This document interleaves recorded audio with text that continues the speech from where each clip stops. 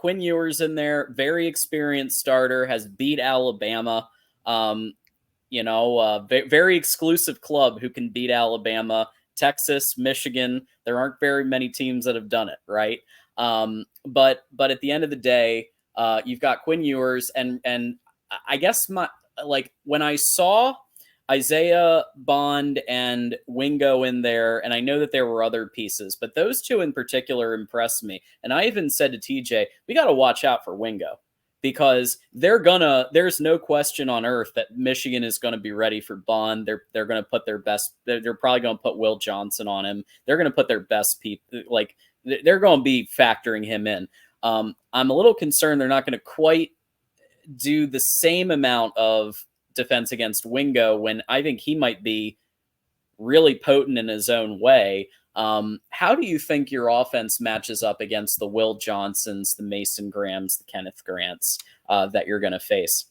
So I don't think this is the most talented offense Michigan will have faced at the like with Kenneth Grant and Mason Graham and those guys. I think Ohio State has us beat there, but I do think it's the fastest. And I think in general, this is the fastest team Sark has had at Texas, and probably the fastest since the 2005 team. That team was really fast. That had Jamal Charles and as a freshman with Vince Young back there. So that team was really fast. But overall, yeah, Ryan Wingo, Pro Football Focus released it today. He was the highest graded freshman, period, out of anyone last week. So yeah, he's a stud. I already said this. I'm on record. I think he will be the best wide receiver once he leaves Texas since Roy Williams. That is gigantic praise because Roy Williams was an absolute freak in college. Didn't live up to it as much as in the NFL, but still a decent player. Yeah, I know. I knew you were going to say that with the line. Still a decent player, but not like he was in college. But yeah, Ryan Wingo's a freak. What's interesting to me, Sark has told the truth, and the reporters for Texas around that have inside information have told the truth about everything. Other than this, Silas Bolden apparently was killing it in camp, the transfer from Oregon State. I didn't see him very much for Colorado State, and that makes me think Michigan's going to get a pretty heavy dose of him this week. That's just my thought. I think you're going to have packages with him. He is insanely fast. If you miss a tackle, he's going to take it to the house. Isaiah Bond, obviously, the little corner route where he fixes his helmet mid-route and then catches it. Dude's a freak as well. Ryan Wingo. Matthew Gold doesn't even get talked about. The dude had 2 touchdowns, and he's the one that caught that no-look pass from Quinn sitting down in the zone. And that's actually the guy Quinn has the most rapport with. Everyone has said that. Those guys have been having a great connection since Matthew Golden arrived from Houston. So this is a really talented wide receiver room. Do we have the 2 studs we had last year? No. But we have 6 guys, in my opinion, that all match up with the third wide receiver we had who's killing it with the Rams right now, Jordan Whittington. I think there's 6 guys that are just as talented and just as good as he is. So it's a really deep room. It's a really fast room. I'm excited for it. If Texas, what I think is going to happen at the line of scrimmage, this is another debate I got on Twitter. I think the Michigan O-line versus the Texas D-line is actually where this game's decided, because I think the Texas O-line versus the Michigan D-line, they're both going to get the best of each other some reps, and I think it's just going to end up being a stalemate. I really do. I think that's a stalemate at the end of the day.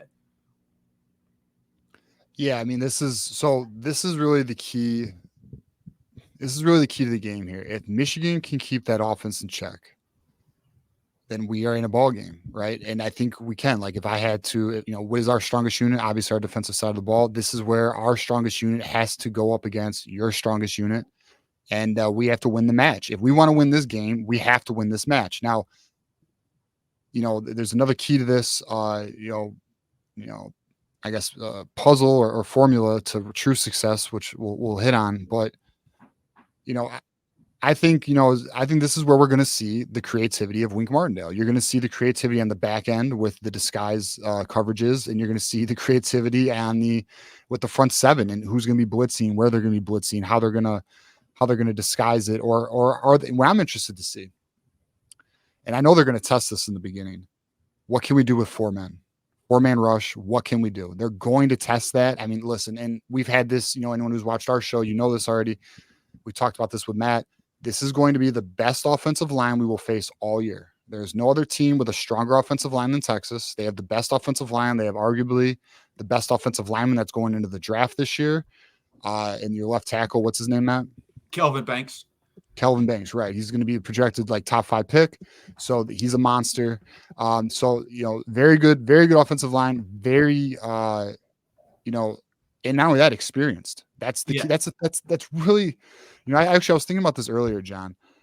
This Texas team reminds me of us last year. Made it to the playoffs, lost. Your team's back. I mean, yeah, you lost some weapons Yeah. offensively, but some of your top Yeah. guys are back, and they're on a mission. You guys are on a mission this year to win a national title.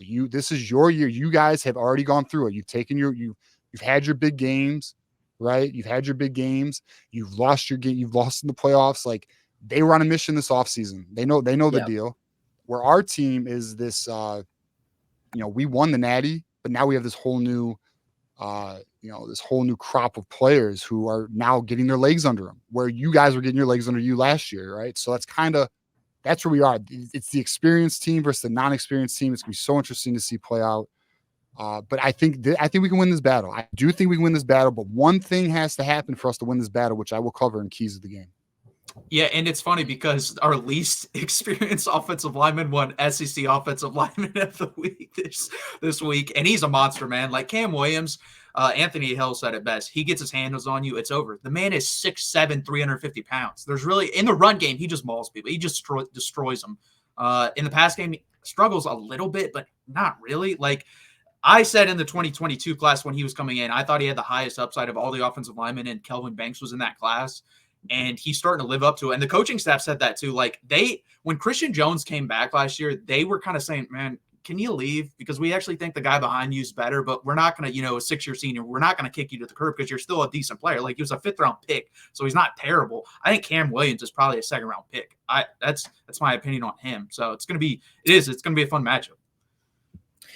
Yeah. And I think you're in kind of comparison, TJ, to Michigan's team last year is pretty spot on, because they had been to the mountaintop, close to it, but never got all the way to the top. Finally hit that at the end of 2023. Something else we saw that year is that Michigan faced opponents with like 2 in particular, right, that had an elite offense. And I would say Washington's was the best that Michigan faced, even compared to Ohio State. Ohio State had the best elite one wide receiver, but as a whole, Washington's offense was just devastating teams. You remember, I mean, Washington, like their quarterback, their receivers, and NFL 1st-round draft picks. And look, Michigan was able to win by containing and also getting Will Johnson involved in the interception game, which we also saw last week. So Josephine with the 5 says, can we just selfishly and shamelessly expect our defense to win it for us? By the end of this past game, they looked like champs. The answer to the question is they can't do it alone, but they can do a lot of it. If Will Johnson does a pick 6, that helps. And just like knowing that Quinn Ewers and that offense, you can't keep them completely off the board. You got to treat them like Ohio State 22, Washington 23. They're going to get their points. They're going to get theirs. The question is, can Michigan meet that moment of getting just that little bit more?